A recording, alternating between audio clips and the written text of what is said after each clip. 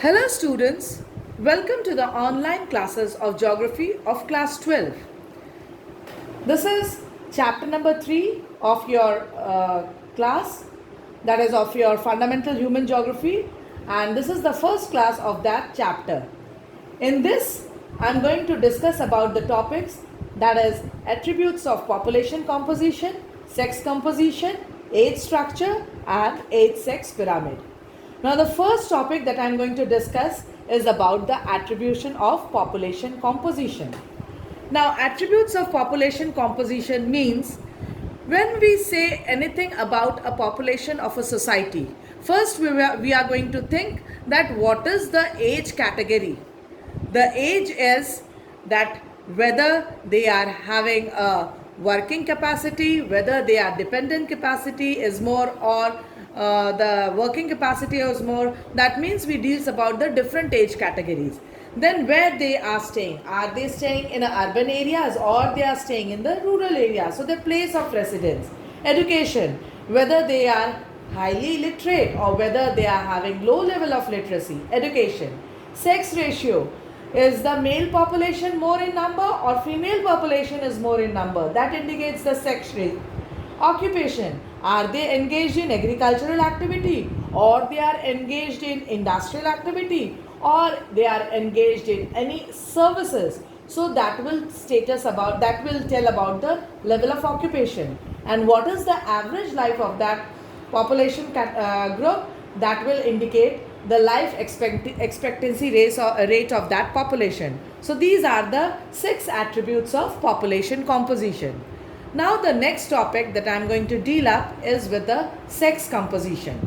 Now what is sex composition? When men and women are taken into account, their ratio, their number, when we deal up their number, that how many male are there and how many female are there, that is termed as sex ratio. Now we are having 2 categories of the nation.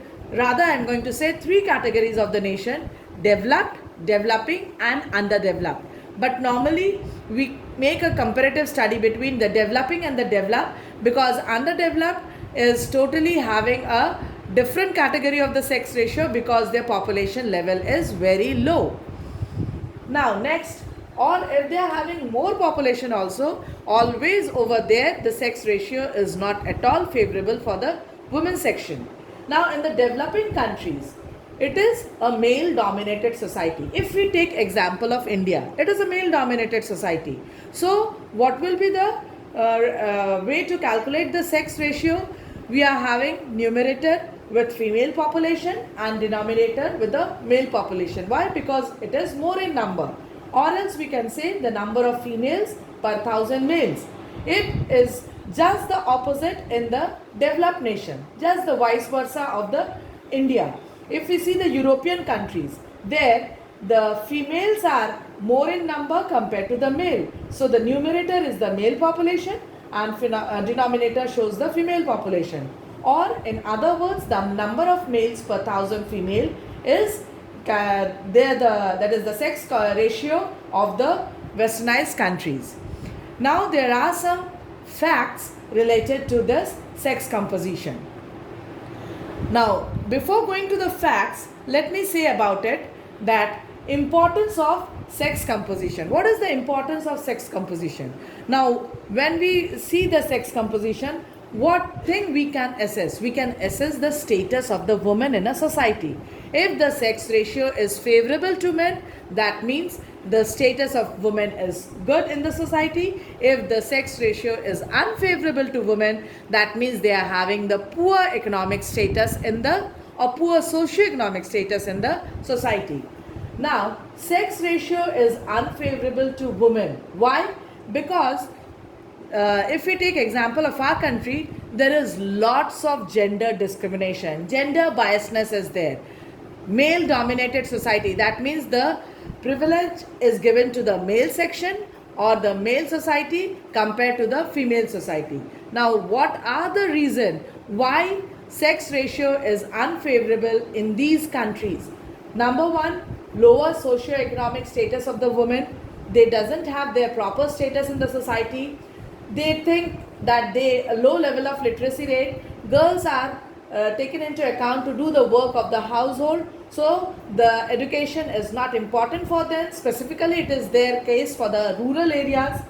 Domestic violence against the women, it is that dowry system is there, which is very much common in our country, and due to that there is the domestic violence against the women, and there is lack of awareness because the women section completely binds up the houses or the society. So as a result, if we want to spread the awareness to keep the health status, to keep the education level or the economic status quite at a that is a parity with the male section, then only we will have a good developed nation, or we are having a good balanced society. But there is lack of awareness, that is why we are having an unfavorable sex ratio. And lastly, the common practice of female feticide and female infanticide is there. Before the birth, the female in the mother's womb only the girl child is being killed, or after the birth the girl child is killed, that is female feticide and female infanticide. Now, though there is a social disadvantages, these are the social disadvantages of women, but there is one natural advantage of female section. Now, what is this natural advantage? That females are more resilient, more resistant power, and more patient. Now, I'm just giving an example. If a boy is having a cut in his finger, on his finger, and with that same time a girl is having a cut on his finger, just see the time of that is healing time, and the that is the capacity to bear it. Who is having the more capacity to bear the pain, and who is having the faster healing capacity? It is the girl section, that is section, or the female section, who are much more patient, who are much more having that resistant power to bear the pain, and they are much more faster to recover it. So this is more resilient, more resistant power, more patient, and this is the natural advantage of the female section. But this natural advantage is totally cancelled out by all the social disadvantages. Now the next topic is related to some facts of the sex ratio worldwide. Now, what is the average sex ratio of the world? It is 120 males per 100 females. You can see males are more in number. The country having highest sex ratio is Latvia. It is a European country. When we are going to do the map pointing, I'll plot it out where it is situated, which is 85 males per 100 females. Now, I said European country means it is a westernized country where males are less in number compared to females, so it is a developed section. The country having the lowest sex ratio is Qatar, which is there in Saudi Arabia region, which is where the sex ratio is 311 males per 100 females. Here it is also a male dominated society, so this is not a developed section of the world. Now, 139 countries have favorable sex ratio for the women, and only 72 countries have unfavorable sex ratio for the women. And the continent which is having the lowest sex ratio is Asia, and the continent which is having the highest sex ratio is Europe. European countries have the highest sex ratio. Now the next topic that I am going to deal is the age structure. Now every population composition is dealing up with the age. The number of people of different age group is termed as age structure. Now in our family, if we see our family, we are having different members of ages in our family. Your brother and sister, yourself, your father and mother, your grandparents. So we can find out a children group, a young, that is adult group, and a aged group. So the number of people that is there of different age group is termed as age structure. Now what are its importance? It is important indicator of population composition. Because why? It tells the categories of the population. I just now said, is it a children group, is it a adult group, or is it a aged group? It also gives the information about the labor force, rate of employment, and dependent population. and it also helps to predict the future of the status of population. Now, how is it so? If we can find out that young age group, that means children group, are more in number, so what will be the prediction? That in near future we will get the young age group much more, and if we are having aged population more in number, that means we can say that our dependent populations are more in number. So we can see the status of the population by assessing the age structure. Now next comes the categories of age structure. Now we are having three categories. Just now I said children from 1 to 14 years, adult 15 to 59 years, aged above 60 years. Children and aged are considered as a dependent categories, and adult 15 to 59 are considered as a working category. They earn for these two dependent categories of the population. That means these two categories depend upon the adult section. Now, what is the percentage of all these three categories in the developed and the developing nation? In developed, 20% is there for the children, developing 40%. What does this indicate? That here in this country the rate of birth is high, birth rate is high.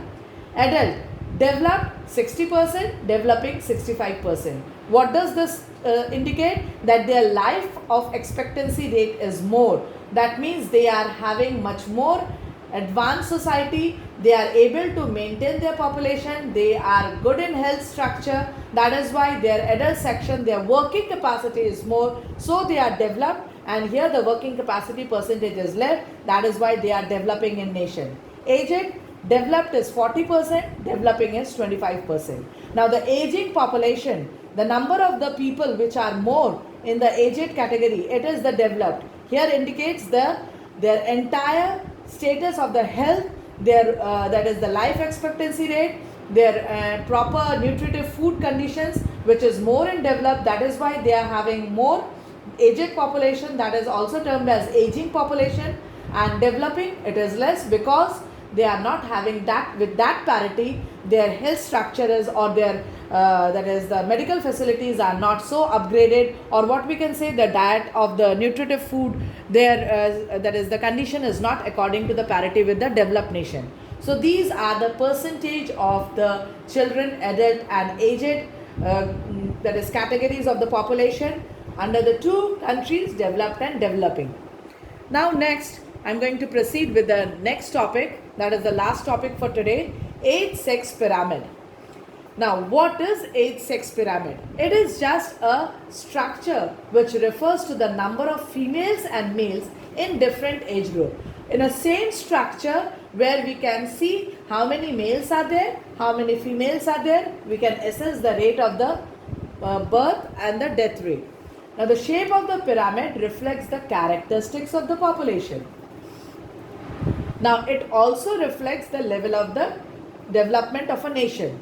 And there are three types of age sex pyramid. So what is age sex pyramid? When we study about the number of males and females in one structure, by seeing a structure of pyramid, we is studying about the age sex pyramid. It's just say about what is the type of population, what is the level of development. Now let's see what are the three types of age sex pyramid. Number one, expanding population pyramid. Now, expanding population pyramid, just see the diagram that is given over here. You can see it is a triangular shaped diagram. Now, this is the x-axis. On the left hand side of the x-axis is divided into two. The left hand side we are having the male population, right hand side we are having the female population. And the y-axis, it indicates the age group from 0 to 80 years. Now you can see this is having a triangular shape and the base is quite wide. What does this indicate? High birth rate, that means larger population in the lower age. So in the lower age you can see from 0 to 4, then 5 to 9, then 10 to 14. Here the age structure indicates that the birth rate is high and in the lower age the population is more. So what does this indicate? Over here the dependent categories are more. Example of this pyramid is where we can find out such type of pyramid in the underdeveloped nations, Bangladesh, Mexico, Nigeria. These are the countries which are reaching to the stages of developing, but then too they are still under the conditions of underdeveloped nations, where we can find out this expanding population. And it is also named as progressive population. Progressive means it progressing, moving towards the top. Means tapered, it's at the top it is being tapered out. It's narrow over here. Pyramid having more young population. The young population means this category is having more young population. And the adult age group, this part, we are having low population. So our working population is less, our dependent population is more. This is the first population pyramid. Second is constant population pyramid. Now the constant population pyramid, you can see the structure is constant. It's just like a bell shape. The base and the top does not have very big difference. What does this indicate? That birth rate is also low, death rate is comparatively also low. So tapered top and more or less birth rate and death rate is equal. So the constant population growth is there. That is, young population age group is also low. With that parity, we are having that adult age group comparatively bit wider, and the aged population is also comparatively in that same manner. So constantly we are having a stationary type of population pyramid. And the best example to represent this type of pyramid is the country Australia. Now the last population pyramid is declining pyramid. Now just see the structure of the declining pyramid.